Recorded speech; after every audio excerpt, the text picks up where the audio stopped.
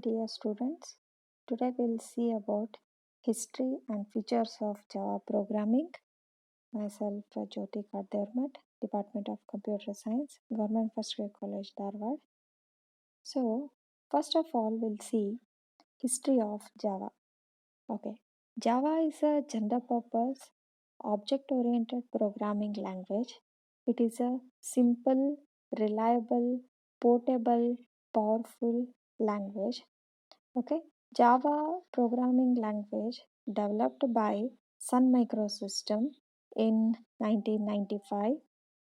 James Gosling, one of the inventors of Java. Java was originally designed for the development of software for consumer electronics like TV, VCR, and so on. C and C++ had limitations in terms of both reliability and portability. So, when the Java was invented, so this Java purely we can call it as a write once, run anywhere. That means we can type the Java program and we can generate the bytecode of the Java program. Then we can run on any platform. So only we can call it as write once, run anywhere. Okay. So next we'll see about features of Java. Yeah, features of Java are also known as buzzwords. So, which are the features of Java? We'll see one by one. First one, simple. Next, object oriented, platform independent and portable, secured, robust, architecture neutral, high performance, multi threaded, distributed, then dynamic. So you can see here this is the diagram of the features of Java. Okay. So next we'll see one by one what do you mean by the simple feature of Java. Yeah, Java is a simple and very small program. As we know that whenever we'll be doing a Java program, the code will be very simple where the users can understand that code.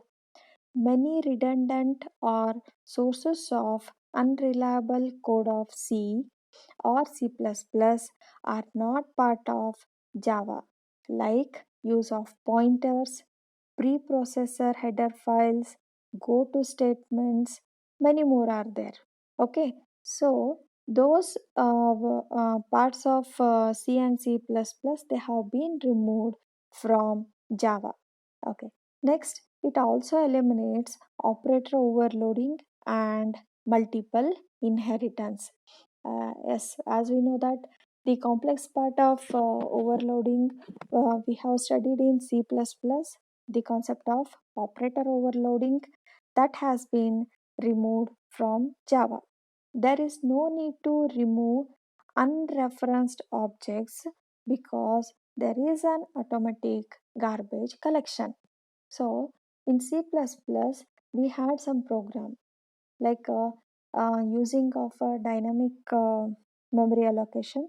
When we use the dynamic memory allocation in our program, we need to remove that allocation of a memory with the help of external memory deallocation. Okay, next we'll see object oriented. Java is a true object oriented language. All program code and data reside within object and classes. Java becomes with an extensive set of classes arranged in packages that we can use in our programs by inheritance. The object in Java is simple and easy to extend. So, this is about the object oriented. As we have seen, object oriented concept in C++ also and in the beginning of Java program. In the object oriented concept, we have learned so many concepts like what do you mean by object, class, then data abstraction, encapsulation, inheritance, polymorphism, dynamic binding, message passing. So these were the concepts of object oriented programming. So the concepts whichever we have studied in object oriented part, that will be continued in the features of Java. Okay, next we'll see platform independent and portable. So when we are saying Java is a platform independent, that means we can run Java program on any operating system. Okay, that means we can write the program, we need to compile that program. After the compilation, we'll get bytecode. So that bytecode will be taken and it will be run on any operating system. The most significant contribution of Java over other language is its portability. Java programs can be easily moved from one computer to another anywhere, anytime. So, here what happens, you can see multiple platforms like Windows, Linux, Mac OS, so many are there. So, we can run Java programs on any of the operating system. Java code is compiled by compiler and converted into bytecode. This bytecode is platform independent. Okay, secured. Yes, Java is known for best security. Concept of Java security like absence of pointers, Java programs run on JVM, Java Virtual Machine, class loader, bytecode verifier, security managers. So these are concepts of security in Java. That means when we'll not be using pointers, so there is no issue of thinking about the security. So when we are having a Java virtual machine, as we know that Java virtual machine will be having compiler as well as interpreter. So what will happen, there is a two-step verification will be done. So we are having a very much security in the Java. Yes, next feature of Java is robust. Robust means strong. Java provides many safeguards to ensure reliable code. It has strict compile time and runtime checking for data types. That means data types will be checked while compiling a program as well as running a program. So next we are having the very important feature, that is the garbage collector. So garbage collector, it's automatically it will be done. How we have studied in the dynamic feature. So auto garbage collection will be there. Next, exception handling concept, it is included in Java. So exception means those are the errors. So whichever errors will be generated, those will be handled by Java exception handlers. Lack of pointers avoids security problem. That means in Java we won't be having pointers, so there is no need to think about the security issues. Next we are having compiled and interpreter. So as we know that Java will be having both compiler as well as interpreter. Usually a computer language is either compiled or interpreted. Java combines both these approaches, therefore making Java a two-stage system. First one, Java compiler translates Java code into what is known as bytecode instructions. Bytecodes are not machine instructions, and therefore in the second stage Java interpreter generates machine code that can be directly executed by the machine that is running the Java program. So we can say that Java is a both compiled and interpreted language. So you can see in this program, in this diagram, source code. So source code will be having a .java file. Then this .java file program will be given to the compiler. So this compiler will be compiling the program, and it will be saved in the form of a dot class. So this dot class instructions are known as byte code. So you can see here, this is the byte code. So this byte code can be run on JVM, which is for Windows, JVM for Linux, JVM for Mac. So these are machine codes which we can run on any platforms. Yes.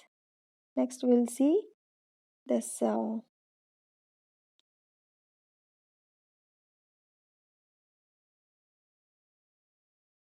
high performance.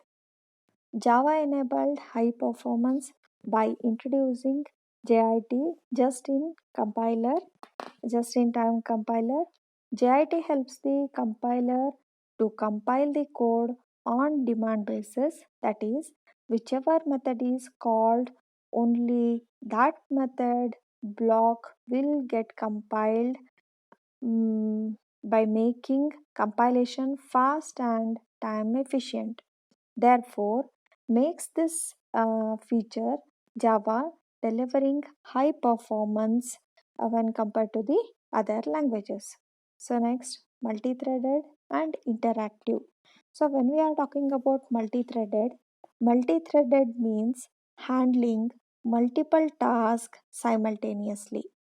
Java supports multi-threaded programs. This means that we need not wait for the application to finish one task before beginning another. For example, we can listen to an audio clip while scrolling a page, and at the same time download an applet from a distant computer. This feature greatly improves the interactive performance of graphical applications. So, the Java runtime comes with tool that supports multi-process synchronization and construct smoothly running interactive system. So, here you can see a multi-threaded program. In this multi-threaded program, we are having a main thread. So you can see here, this is the main thread. So this main thread has been divided into different threads. So thread A, thread B, thread C. Okay, so what are these threads? Threads are nothing but these are separate programs executing simultaneously. So, what will happen when you are having a main thread? So, the main thread will be having a thread A, B, C. So, these three will be executing simultaneously. So, what happens? This improves the interactive performance of graphical applications. And one more thing, it does not occupy memory for each thread, used in multimedia as well as web applications. Okay, next, distributed. So it has the ability to share both data and programs, and the Java applications can open and access remote objects on internet as easily as they can do on local systems. Okay, so next we'll see dynamic and extensibility. Java is a dynamic language. It supports dynamic loading of classes. It means classes are loaded on demand. It also supports functions from its native languages, that is C and C++. Java supports dynamic compilation and automatic garbage collection. Okay, thank you.